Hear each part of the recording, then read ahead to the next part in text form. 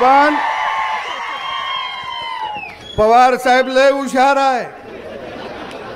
त्याच्या लक्षात आलंय की आपण हरायला का लागलो, हरायला का लागलो त्याच्या लक्षात आलं.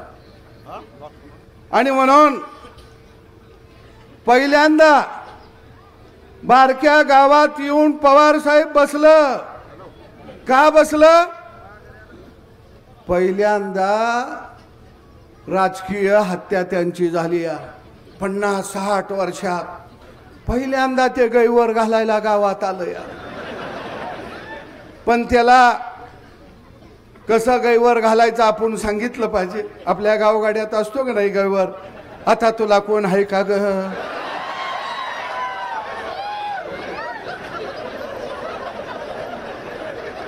पुन्हा मग एखादा जवळचा असला तर म्हणतो आता मी कसा जगू कसा राहू. काय त्याला सांगितलं पाहिजे असा गैवर घाल. मग आपण म्हणायचं बॅलेट पेपरचं तुला कशी आठवण येते या, इव्हन मशीन तुझा कसा घात केला या. आता यांचा गैवार कार्यक्रम चाललाय. अरे नव तंत्रज्ञान हे आणलं कुणी? राजीव गांधीनं आणलं.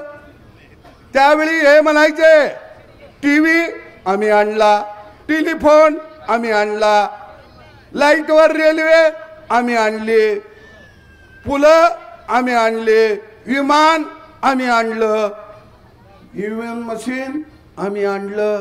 आणि आता हे कसं आलं?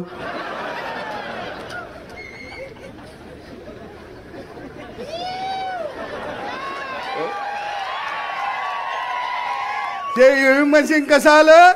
गोपीचंद पडळकर निवडून आलं. आता हे असं चाललंय. काय तुम्हाला ह्यांना बॅलेट पेपर का पाहिजे माहिती आहे का? बॅलेट पेपरवर मतदान झालं, पोलिंग बूथवर टप्प बी हीच मारतील. तुम्ही म्हणणार कस काय, माझ्याकडे इच्छित आहे काय. राजेश खन्ना मतदान करतोय आणि त्याला सपोर्ट कोण करतंय? राजीव गांधी आणि सोनिया गांधी. आता या मशीनला सपोर्ट करायला येत नाही, बरोबर आहे. खटक्यावर बॉट, जाग्यावर पलटी. आणि बॅलेट पेपरवर मतदान झालं की काय होतं?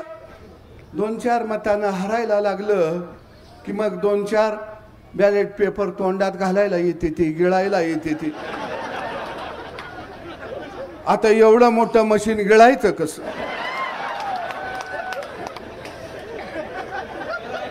बरोबर आहे.